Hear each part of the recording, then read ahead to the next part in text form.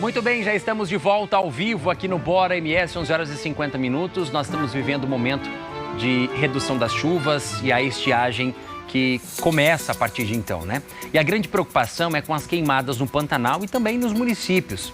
Para conter os incêndios, um trabalho em conjunto é realizado para conseguir combater e evitar que o nosso bioma seja tão devastado. E um órgão extremamente importante, uma corporação, é o Corpo de Bombeiros.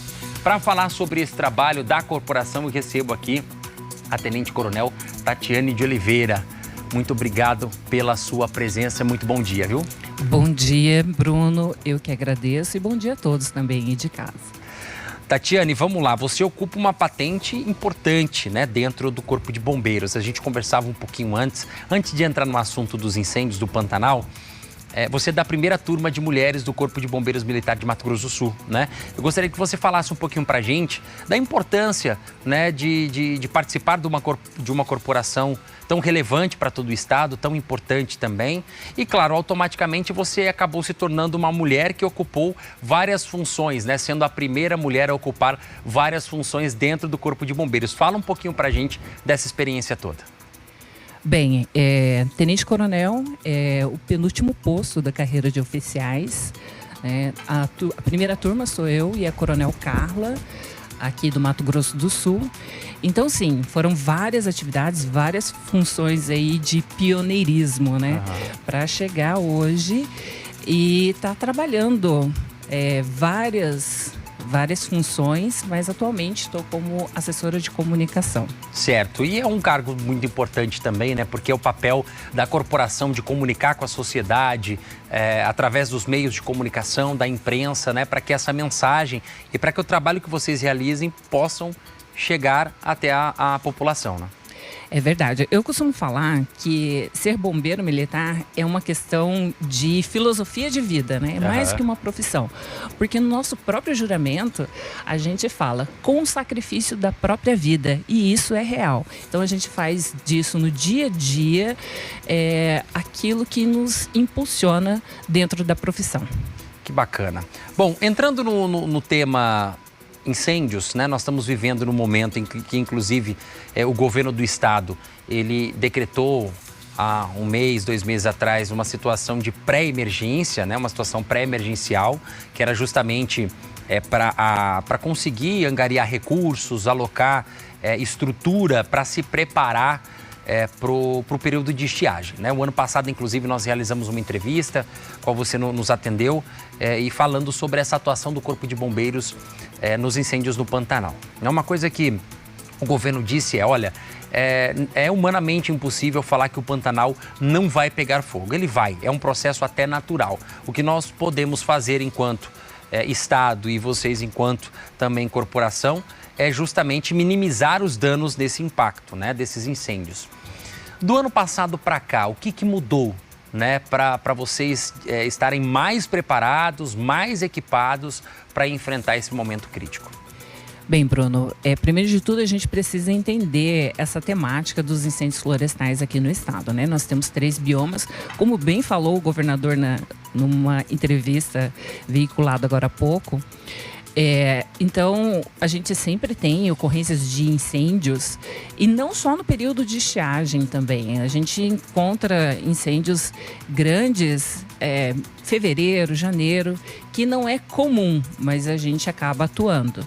E nos últimos anos, tem a situação do agravamento por conta das mudanças climáticas. Então, esses eventos de incêndios, eles sempre ocorreram, muitas vezes ciclicamente aqui em Mato Grosso do Sul, mas os últimos anos, eles estão com mais intensidades. Eles são verdadeiros desastres ambientais. E por mais estrutura que você tenha, mais recursos, e hoje Mato Grosso do Sul é referência no país, a questão de legislação, a gente tem aí a Lei do Pantanal, a gente tem o Plano de Manejo Integrado do Fogo, tem toda uma estrutura voltada para isso e principalmente ações de prevenção.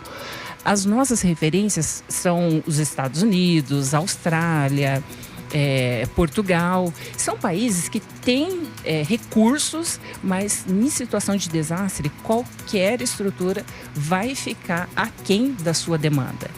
Então, mesmo assim, o governo do estado tem investido nos últimos anos. Eu falo que nós mudamos totalmente a nossa forma de atuar.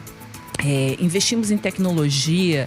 Hoje nós temos aeronaves de combate a incêndio florestal. A gente usa drones, equipamentos de última geração. A nossa capacitação, ela é constante. Isso tudo faz diferença. Por exemplo, ano passado, 2024, era um cenário mais crítico do que 2020. As previsões eram para que se queimasse até 5 milhões de hectares no Pantanal. E em Mato Grosso do Sul foi 1,6 milhões.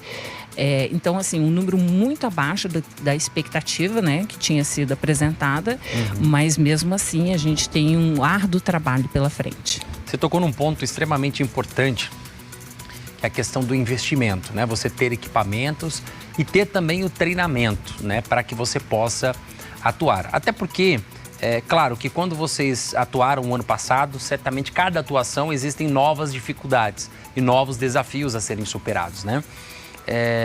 Esses treinamentos, eles como você disse, eles acontecem com frequência, né? Vocês estão sempre ali se preparando, estudando, treinando de que forma agir, como atuar.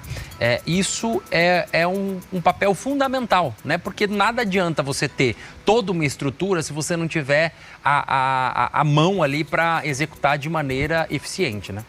Justamente. A Operação Pantanal, ela acaba ficando mais em evidência no período de resposta aos incêndios florestais. Mas ela é ininterrupta. Então, mesmo no período ali de janeiro, fevereiro, que comumente a gente encontra chuvas aqui no estado, a gente acaba atuando preventivamente, fazendo os cursos de capacitação. Essa segunda-feira começou um curso de especialistas de combate a incêndio, mas a gente já fez curso de pilotos de drone, geoprocessamento de dados, condução de veículos off-road, tudo isso para dar uma melhor resposta no caso dos incêndios florestais, mas principalmente trabalhar a prevenção aqui no estado. Então, todo investimento tecnológico é válido, mas também é necessário investir nessa capacitação dos profissionais. E o Corpo de Bombeiro, falando exclusivamente do Pantanal, ele atua com parcerias também com os ribeirinhos, com as pessoas que ali moram. Vocês trabalham de forma conjunta justamente nesse momento mais crítico? Eu sou até suspeita de falar, porque eu sou uma apaixonada por essa atividade, né? Então, inicialmente, 2024 foi um ano assim que revolucionou dentro da corporação a nossa atuação, porque a gente implementou as bases avançadas. Já era um estudo que a gente estava fazendo em coordenadas que necessitava de ter uma estrutura disposta para dar uma resposta mais rápida para os incêndios florestais. E a questão de prevenção, ou a resposta mesmo propriamente dita, foi positiva. Mas o principal fator foi essa proximidade com as comunidades locais, os povos originários, a população ribeirinha. E conversando uma vez com a professora Rosana, que era lá da escola da base do Amolar, ela falou isso para mim. Ela falou, olha, o melhor de vocês estarem aqui é que a gente sente que o Estado está olhando a gente. Então, uma sensação de pertencimento, de cidadania. Levar aquela população mais longínqua, que não tem acesso às facilidades que a gente tem na cidade. Então, a gente está presente ali, é o melhor de tudo isso. Sim, com certeza. Eu acho que essa comunicação toda, essa parceria, né, de vocês estarem ali dando respaldo, dando a devida orientação, né, porque presenciou um foco de incêndio próximo, o que fazer, né? Qual a forma mais ágil de atuar? E interessante, é mais que isso, né? Porque o Corpo de Bombeiros, a gente está falando bastante da Operação Pantanal, mas nós atendemos todas as emergências. Para você ter uma ideia, só em 2024 foram mais de 82 mil ocorrências atendidas pelo Corpo de Bombeiros em todo o estado. Então, nós estamos presentes em 33 municípios com unidades operacionais, mas atendemos os 79 municípios. Então, aquela população teve um mal súbito, um acidente, tem muita queda de cavalo no Pantanal, a gente está mais perto para dar uma resposta ainda melhor. Certo. Bom, aproveitando esse gancho que você falou sobre a atuação nos municípios, né, que a gente fala um pouco sobre o Pantanal, né, que é acho que o nosso principal foco agora nesse período e preocupação também, né, no período da estiagem, claro, sem deixar de lado as outras atuações. Falar de resgates complexos. Nós até mostramos essa semana aqui, é o caso de uma menina que ela acabou tendo um surto à noite em casa, fugiu. Inclusive, nós estamos exibindo as imagens aqui agora e ela ficou ilhada ali numa pedra no meio do rio, né? Isso foi em Rochedo. Nesses casos, até o próprio Corpo de Bombeiros falou pra gente que foi um resgate difícil, uma atuação complexa, né? O Corpo de Bombeiros, o que diferencia, por exemplo, de uma atuação no Pantanal como numa situação como essa, que é mais cotidiano nos municípios, né? E aí deixando um pouco de lado a questão do Pantanal. A gente acaba atendendo esse tipo de ocorrência, então requer mais conhecimento, então envolveu especialistas. Se você observar algumas imagens dessa ocorrência, você vai ver até um bombeiro com uma roupa de neoprene, de mergulho. Então acionamos pessoas que têm um conhecimento específico para atender essas ocorrências mais complexas. Por isso que além da formação inicial que a gente tem esses cursos de especialização, de salvamento em altura, de mergulho, de salvamento terrestre, combate a incêndio urbano e o incêndio florestal, tudo isso para dar uma resposta principalmente nessas situações mais complexas.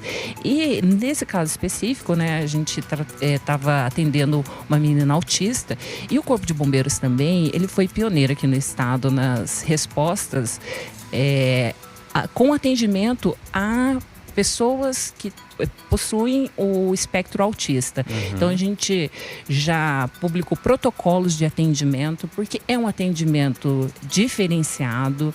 Então a gente acaba também tendo essa sensibilidade de atender pessoas com a maior sensibilidade possível, né? A melhor destreza possível dentro da realidade dela, dentro da particularidade dela.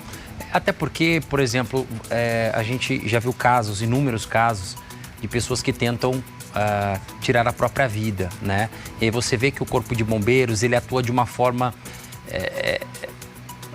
humana, mais sensível, tirando aquela parte técnica, operacional, né? Mas naquela parte de proximidade, de se colocar como um ombro amigo, né? Uma pessoa, uma base que ele pode ali apoiar para tentar sair daquela situação. E, na verdade, essa atuação do Corpo de Bombeiros, ela é todos os dias, né? Eu acho que a sociedade tem essa visão de que, olha, de fato, o Corpo de Bombeiros, eu sei que eu posso contar com ele se eu tiver numa situação difícil, numa situação de perigo, numa situação de risco, né?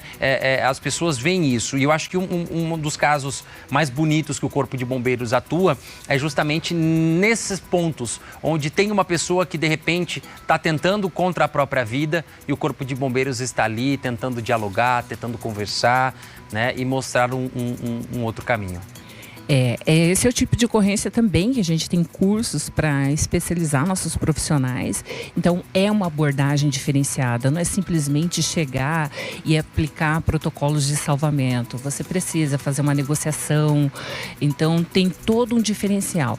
E aí a gente vai atuando, né? No primeiro momento, a gente identifica a particularidade daquela ocorrência e aí então, se há uma complexidade, a gente aciona os nossos especialistas, né? E no caso do atendimento ao tentante, ao suicídio, não é diferente. E quando a gente fala desse cuidado com aquela pessoa que você foi lá resgatar, e o psicológico desses profissionais do Corpo de Bombeiros, isso é algo que precisa ser trabalhado também, né? Porque às vezes a gente pede tanto socorro para os integrantes do Corpo de Bombeiros que, na verdade, por trás de uma farda existe um ser humano, né? Ah, ótima essa sua visão. A gente hoje tem o setor biopsicossocial que trabalha muito essa parte, o cuidar de quem cuida. Então, é um ponto essencial, porque a gente lida com tragédia diariamente. Sim. Eu falo assim, ninguém liga o 93, que é o telefone de emergência do Corpo de Bombeiros, para chamar a gente para o churrasco, para uma festa. É sempre situação de emergência. E eu falo, para tudo aquilo que você não sabe, para quem pedir ajuda, é para o Corpo de Bombeiros que você vai ligar e a gente vai te atender. Então, esses profissionais, realmente, eles têm, para eles atuarem numa ocorrência como essa que está sendo mostrada na televisão, são anos, são horas de estudo, de treinamento, de adestramento. E aí, ele precisa ter um psicológico fortalecido para poder atuar, porque não é só você aplicar o seu conhecimento, mas você ter essa sensibilidade por você estar lidando com seres humanos. Com certeza. Bom, quero agradecer a sua presença aqui. Conversei com a Tenente Coronel Tatiane de Oliveira, ela que também faz essa parte da comunicação do Corpo de Bombeiros, né? Tá ali exercendo de forma muito brilhante essa comunicação da corporação com a sociedade. Eu gostaria que você levasse um abraço para toda a corporação, né? Dizer que nós aqui do Bora MS, da TV Guarandi, estamos sempre de portas abertas para a gente levar esse bom trabalho que vocês realizam, essas dificuldades também que vocês enfrentam, os desafios, né? E trazer esse olhar humano para dentro da corporação, que é extremamente importante, né? Vocês olham com olhar humano ali para a sociedade, mas é importante que a sociedade possa olhar também de forma humana para vocês. Então, leve esse abraço para toda a equipe. Com certeza, Bruno, vou levar para toda a corporação esse abraço de vocês aqui. E sempre, apesar de ser, né, o nosso dever, saibam que a gente atende com o máximo de profissionalismo e com muito carinho toda a população sul-mato-grossense. Do Corpo de Bombeiros Militar de Mato Grosso do Sul tem esse compromisso. Obrigado mais uma vez pela sua presença, viu?